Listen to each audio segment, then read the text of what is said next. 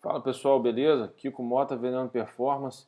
No vídeo de hoje eu vou falar um pouquinho de acerto dos tração dianteira. Vou tentar passar uma visão geral o que acontece na pista e como que tem que ser as reações do carro. Para você que está fazendo um carrinho aí ou já usa o carrinho em tração dianteira, o que você precisa mexer para conseguir ser mais rápido, beleza? A primeira coisa que vocês têm que entender é que todos os carros, a maioria dos carros, até a Fórmula 1, é um conceito que existe diferença de curvas de baixa para média e alta. Ou seja, um carro que é neutro em curva de baixa, ele vai ser um pouco traseiro em curvas de alta. Por quê? Porque isso é uma tendência. Eu não vou explicar a física por trás disso, mas os Fórmula 1, por exemplo, tem a asa traseira enorme para compensar isso, os carros de DTM, os carros mais elaborados, mas no nosso caso aqui, carro de track day, a gente não tem esse artifício para compensar essa tendência, que é curva de baixo o carro tende a ser dianteiro e curva de alta o carro tende a ser traseiro. Tá? Como é que a gente faz para compensar isso? Existem algumas formas, mas é um problema grave do tração, principalmente do tração dianteira. Vou explicar para vocês mais para frente. Então vamos lá. O que seria um carro bom? Carro bom de guiar e rápido. Tá? O ideal, carro ideal. É um carro que você vamos separar por três partes. Entrada de curva, você tem um carro comportado, ou seja, você pode ir bem lá dentro, frear entrando em curva, que ele não vai dar aquela traseirada. Você precisa de um carro comportado nas entradas de curvas. No ápex da curva, na hora que o carro está apoiado, que você está voltando no acelerador, aquele apoio, você precisa de um carro neutro, que não seja nem traseiro nem dianteiro, que você fique esperando a frente voltar, ou o traseiro, que você tem que acelerar ou tirar o pé e perde um pouquinho a entrada de curva. Então, no ápex da curva, você precisa de um carro neutro, e na saída de curva, o ideal é o carro um pouquinho traseiro, que você já vai medindo a saída lá na zebra, mas você tem o controle no volante. Então você não precisa tirar o pé para compensar no caso de um tração dianteira, e o traseiro, na maioria das vezes, também, se ele escapa um pouquinho de frente, você tem que dar uma tiradinha, porque se você der muito o pé para compensar, ele pode dar aquela traseirada e você perder tempo. Mas vamos focar no dianteiro. Traseiro são outros artifícios, mas vamos focar no dianteiro. Então, o que seria o ideal? Entrada de curva, ele comportado, tá? Ou até pode ser até um pouquinho dianteiro, que quando você pisa no freio você consegue compensar isso, então você consegue apontar mais rápido. No meio da curva, no ápice, precisamos de um carro neutro, e na saída de curva a gente precisa de um carro um pouquinho traseiro, que você tenha o domínio da direção ali sem precisar ficar balanceando no acelerador. Então aí que está nosso problema com o carro tração dianteira. Por quê? Porque quando você vamos falar das saídas de curva primeiro. Quando você dá o pé, a tendência das rodas é puxar a frente do carro e perder um pouco de aderência, certo? Então, quando você está dando, principalmente o carro que não tem blocante, não tem LSD, quando você dá o pé, a tendência é o que? A frente escapar. Então, para compensar isso, a gente quer um carro um pouquinho traseiro na saída ou até menos. Para compensar isso, o que a gente faz? A gente tem que ter um carro com a traseira bem solta. E esse é o problema geral do tração dianteira, que você não consegue ter um carro no meio equilibrado, no ápex da curva equilibrado e saída de curva um pouquinho traseiro, se a entrada ele não for muito traseiro. Porque a gente tem esse artifício de ir soltando a traseira, não vou falar da parte técnica agora, mas a gente vai soltando a traseira do carro para que no meio e na saída de curva a gente tenha um carro rápido, mas a gente não consegue fazer isso, o carro ser comportado na entrada, tá?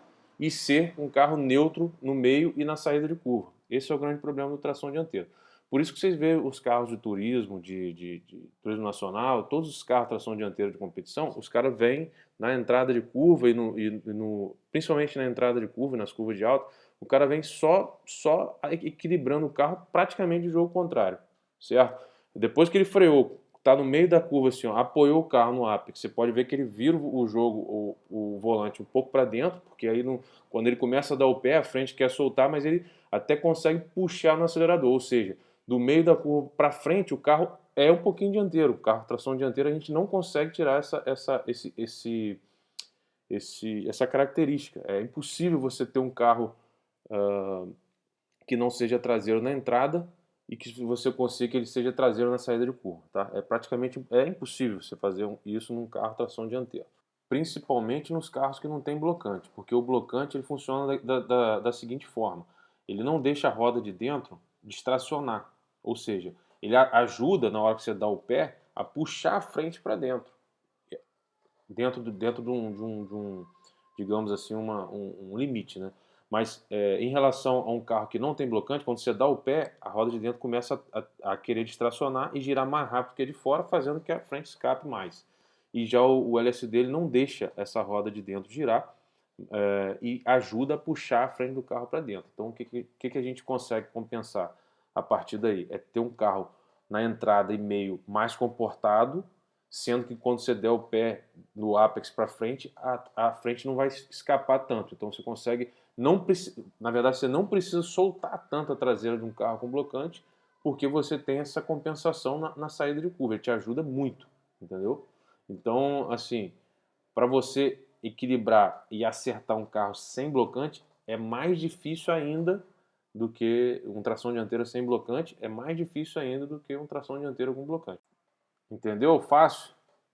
Então, pega isso tudo que eu falei e junta com a questão do carro em curva de baixa ter a tendência a ser dianteiro, média, um pouco menos dianteiro e em alta ser traseiro, e a gente tem essa salada aí, essa quantidade de variáveis para poder acertar um carro tração dianteira para a pista. Tem mais uma coisinha que eu não falei, que é a questão de você tirar a inclinação o body roll, que a gente chama a rolagem da carroceria, que é muito importante a gente tirar isso na pista, para a gente conseguir manter as quatro rodas no chão. Só que no tração dianteira, no tração traseira é teoricamente fácil. Você vai endurecendo a frente e vai tirando essa tendência de inclinar, vai abaixando o centro de gravidade e consegue ir tirando. Já no dianteira, o que acontece? Se você endurecer muito a frente, você começa a perder tração.